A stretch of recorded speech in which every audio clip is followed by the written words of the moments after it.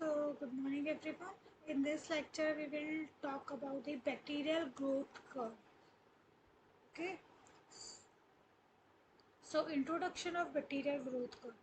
It is a bacterial growth curve is a graphical representation of growth of a bacterial population over time in a controlled environment such as laboratory culture. It typically consists of four distinct phases which reflect the changes in the population size and growth rate as the bacteria adapt to their environment. So bacterial growth curve क्या है? एक graphical representation है. Graph में represent होता है कि जो growth जो होती है बैक्टीरिया की वो उस ग्राफिकल उसमें दिखाई देता है कि कितने बैक्टीरिया ग्रो हो रहे हैं, कितने कंट्रोल्ड है इन्वायरमेंट के हिसाब से. ठीक है. अब ये चार फेसेस में होते हैं. ठीक है. जिसमें हमारे पॉपुलेशन पता लगती है, बैक्टीरिया की साइज पता लगता है, ग्रोथ रेट पता चलता है उस ग्राफिकल उसमें. ठीक है. The rate of the bacteria adapt to the environment. Okay. अब चार फेजेस कौन कौन से होते हैं? Phases of bacterial growth curve. First is lag phase, second is log phase जिसे एक्सपोनेंशियल भी कहेंगे, second is third is stationary phase and fourth one is death और we can say decline phase भी बोलेंगे. अब हम बात करते हैं आगे. सबसे पहले लैग फेज की कि लैग फेज क्या होता है. ये 1 से 4 घंटे के आवर्स के बीच में होता है लैग फेज. दिस क्या ये एक इनिशियल फेज है occur when a bacteria are first introduce in an new environment or a culture medium. During the lag phase, bacteria are not yet multiplying at their maximum because they are adjusting to the condition, synthesizes necessary enzyme and preparing for active growth. Growth rate minimal और no increase in cell number. कि इसमें क्या होता है? सबसे पहले lag phase में क्या होता है? जो बैक्टीरिया वो इंट्रोड्यूस होते हैं इन्वायरमेंट में. ठीक है. बस इस फेज में मल्टीप्लाई नहीं होते. ठीक है. इसमें हमें बस ग्रो बैक्टीरिया देखते हैं कि वो इन्वायरमेंट में कैसे रह रहे हैं या कुछ भी. स्टार्टिंग होती है, ये सबसे पहला स्टेज होता है जो कि 1 से 4 घंटे के बीच में होता है. ठीक है. उसके बाद बोलेंगे लॉग फेज. लॉग फेज में क्या होता है? ये 6 से 8 घंटे का प्रोसेस है. In this phase, bacteria begin to divide rapidly and continuously at their maximum rate. The population size doubles at the regular intervals, leading to exponential growth. This phase is characterized by the straight upward slope on a logarithm scale.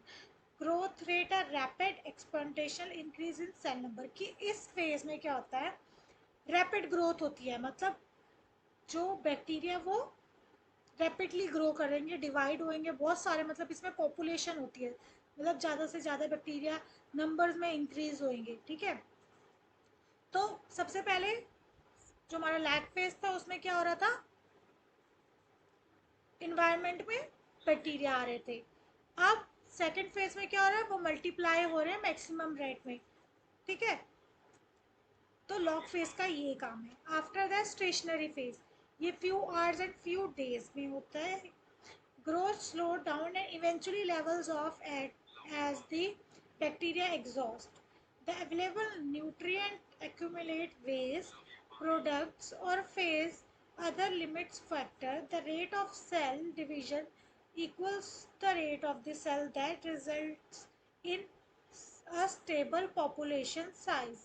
Growth no net increase in cell number, population size remain constant. अब इसमें stationary phase का मतलब ही कि हमारी जो growth पहले double triple हो रही थी अब यहाँ पर जाके कांस्टेंट हो जाएगी. मतलब ना ज़्यादा बढ़ेगी.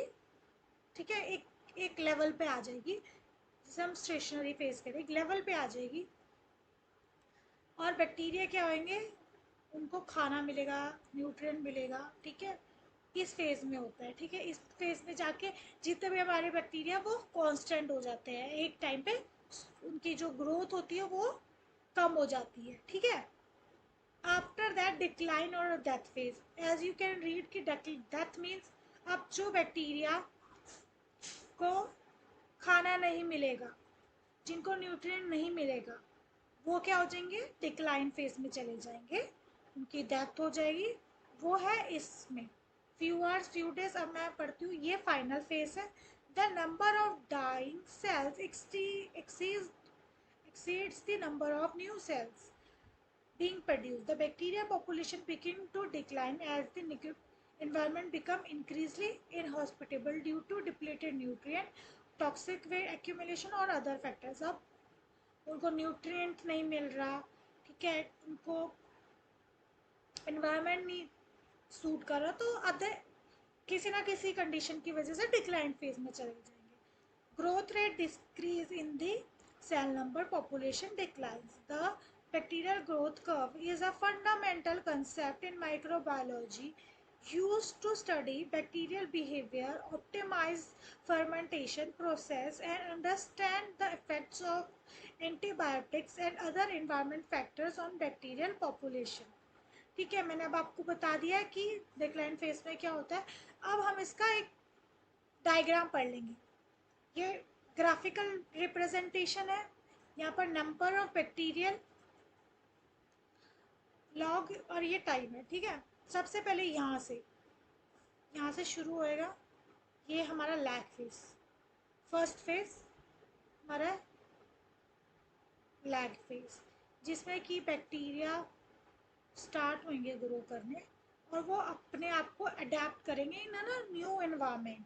आफ्टर दैट लॉग फेज आएगा।